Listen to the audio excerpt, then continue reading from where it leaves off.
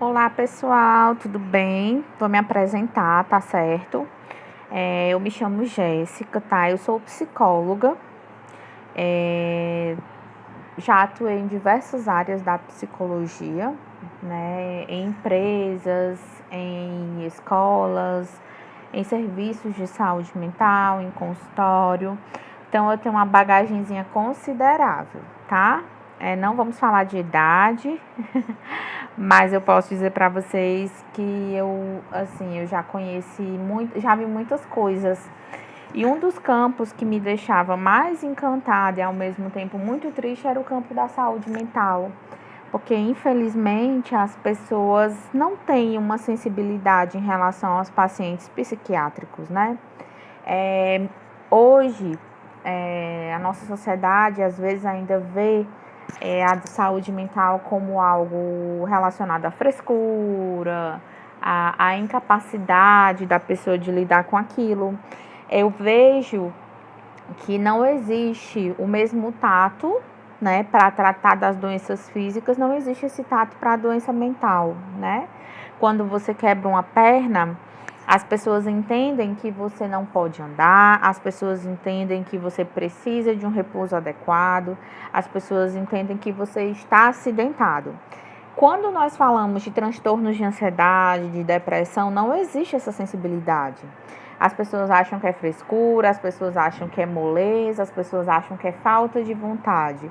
Então, é um cenário muito delicado e muito complicado, visto o momento em que nós estamos vivendo, né? E que a pandemia agravou ainda mais. Os números do aumento, né, de depressão, de doenças mentais, de transtornos mentais que vinham surgindo, pioraram muito consideravelmente com a pandemia. E nós estamos diante de uma pandemia, né, de transtornos mentais. Isso nos espera mais à frente, né, que vão ser consequências do isolamento social, né, da pandemia da Covid-19. Então, vocês vão ser cada vez mais necessários, né, nessa assistência de saúde mental. E vocês precisam também entender a importância, né, de respeitar a saúde mental e de saber lidar com isso, né? Vocês vão ser essenciais nessa tratativa, tá bom?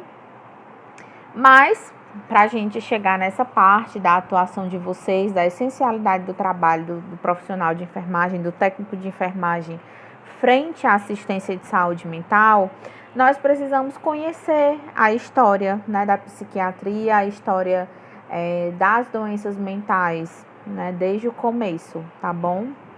Como sempre, né, como eu já falei, se é negligenciada hoje, que as pessoas têm um acesso maior à informação, vocês imaginam como era a situação da saúde mental há alguns anos atrás? Um negócio muito assustador, certo?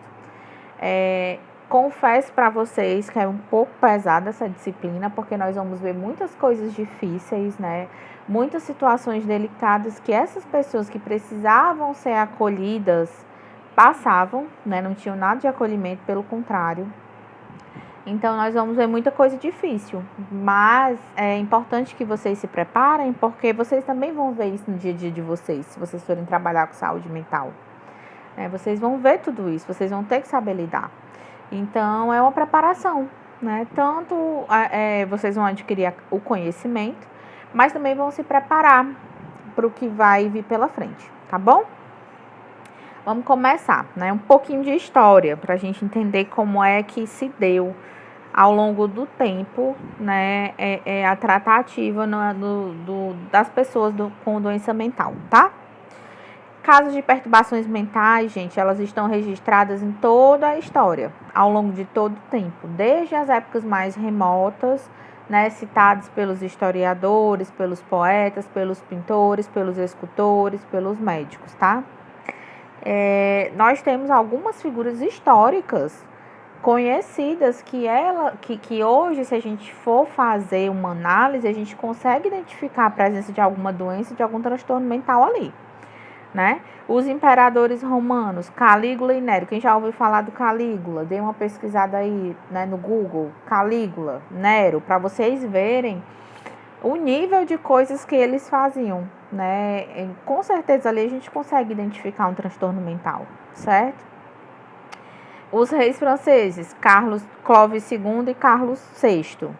O Carlos VI, ele era chamado de Carlos o Louco. Ele acreditava que ele era feito de vidro e que inseria pequenas hastes de ferro na roupa dele para prevenir que ele se quebrasse em pedaços. Então, olha a percepção dele em relação a ele mesmo. Ele se via como uma pessoa frágil, de vidro, né? Aí a gente pode ver uma distorção de realidade. Uma pessoa que tem uma realidade, uma noção de realidade saudável, ela não vai ter essa percepção que ele tinha. Mas eu quero que vocês pesquisem especificamente o Calígula. Deem uma pesquisada sobre o Calígula, tá? E me falem o que é que vocês acharam sobre ele e sobre o Nero também, tá bom?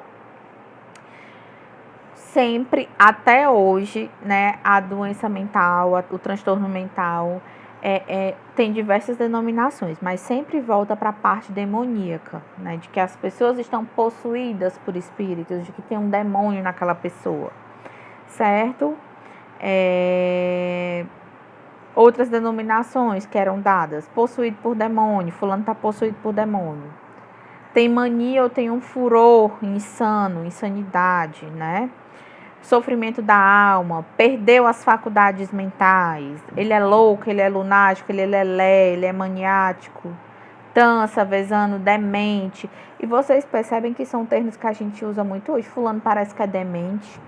Vocês sabiam que isso é capacitismo? Vocês sabem o que é capacitismo? Pesquisem também o que é capacitismo, muito importante, tá? Alienado, nós usamos muito esse termo até hoje, tá? Insano. No Brasil colonial e durante parte do Império, a ordem jurídica era determinada pelas ordenações do reino. E lá a loucura tinha diversas denominações. Desacissados, sandeus, menticaptos, furiosos. E também eram chamados de desmemoriados ou pródigos, certo? A doença mental na pré-história, gente, como é que ela era vista?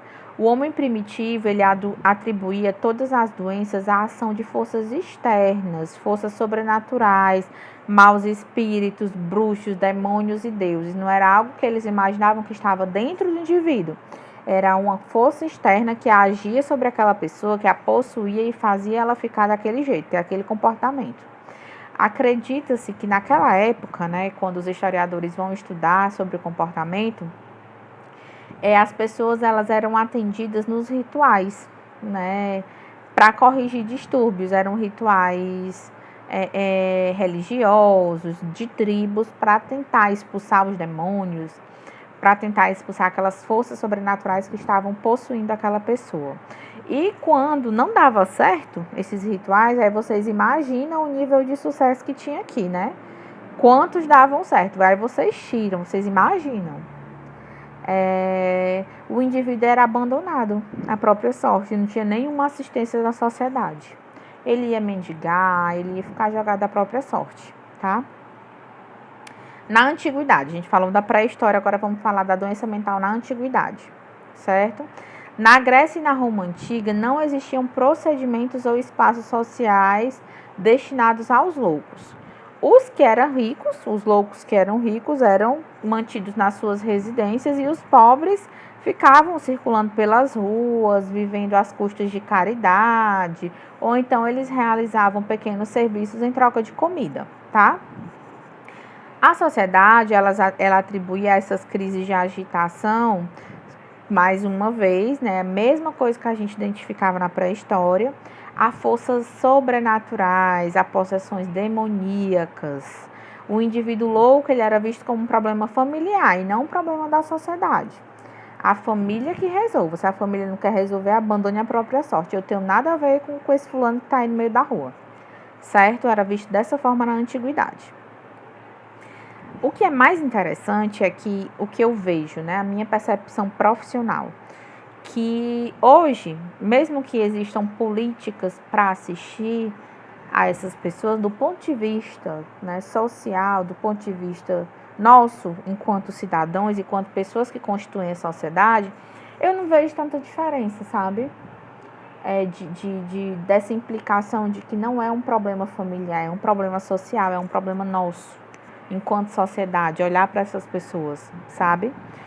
Eu quero que vocês pensem se vocês concordam comigo ou não. Ou se vocês acham que tem uma implicação das pessoas. Ou se nada mudou, né? Se mudou muito pouco, como eu acredito, tá? Na Grécia, no ano de 860 a.C., os sacerdotes eles recomendavam que os loucos fossem tratados com bondade, né? E que fossem destinadas a atividades físicas para eles fossem se exercitar. Eu imagino que era uma estratégia para que eles gastassem energia e ficassem mais calmos, né? Na mesma época, médicos e estudiosos tinham grande consideração pelos doentes, né? Eles podiam desfrutar de ar fresco, água pura, luz solar. Mestres, alunos e doentes faziam caminhadas, encenações teatrais para melhorar o humor. Aqui eles eram, né, olhados com um pouquinho mais de atenção. Mas, no entanto, como sempre, o paciente que não reagia a esse tratamento era submetido à flagelação. Né? Eles eram flagelados, isso é muito sério, né? Eles tinham um cuidado, né, de tentar melhorar o humor, de tentar melhorar as condições da pessoa.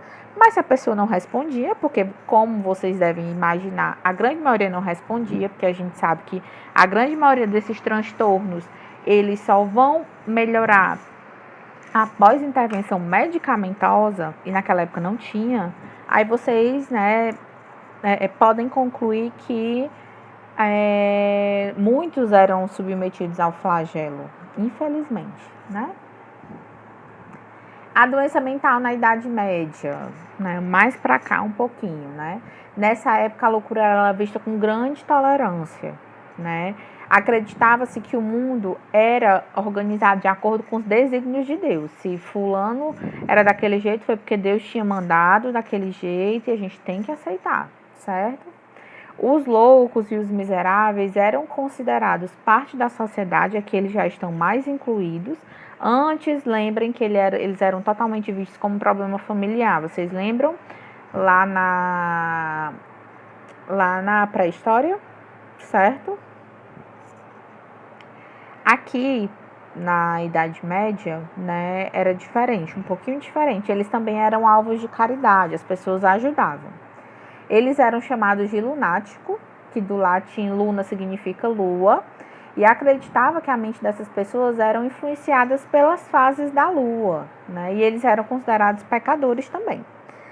Até hoje, né, eu acho que vocês já observaram que tem muito esse negócio, fulano tá alvoroçadozinho, é por causa da lua cheia. Quem já ouviu isso? Nossos avós, principalmente, né, tem esses dizeres. E acreditar, e é algo que vem lá de trás, que as pessoas não deixaram de lado e muitos acreditam nisso, que a lua cheia tem essa influência, certo? As pessoas com doenças mentais, né? Elas tinham liberdade de ir e de vir na Idade Média, tá? Eles não eram enclausurados. Os mais graves, exceto, tá? Os que agiam conforme o que a sociedade esperava. Os que eram mais graves ou mais agressivos, eles eram acorrentados, escorraçados e submetidos a jejuns prolongados, né? Porque eles estavam possuídos pelos demônios, então eles tinham que ser punidos, vai fazer jejum para se acertar com Deus, né? Sempre usando essa questão, o que não era de acordo com o que a sociedade esperava, sempre sendo visto como algo do mal, algo do demônio, não era algo de Deus, né? Contraditório, né? Porque era vista como vocês percebem, que eu falei no começo aqui da Idade Média, que a loucura ela era vista como algo dos desígnios de Deus, que fulano era daquele jeito porque Deus tinha escolhido ele para ser assim, Deus tinha permitido. Mas se o fulano não fizesse o que a sociedade esperava, o fulano estava possuído pelo demônio, porque Deus nunca ia fazer aquilo ali. Deixar que a pessoa daquele jeito, agressiva assim, de jeito nenhum, né? Olha que contraditório, né? Que conveniente. Muitas vezes, na Idade Média, essas pessoas eram submetidas a rituais religiosos de exorcismo. Quem aqui já assistiu O Exorcista ou O Exorcismo de Emily Rose? Certo? É isso, minha gente. A primeira aula é essa, tá? Dúvidas que forem surgindo ao longo das disciplinas, reforço que vocês podem falar comigo no privado, tá bom? E que eu vou estar sempre esclarecendo para vocês, tá ok? Bons estudos, pesquisem sobre as figuras históricas que eu sugeri aqui para vocês verem o nível de desorganização mental dessas pessoas, tá bom? É isso, bons estudos e até a próxima.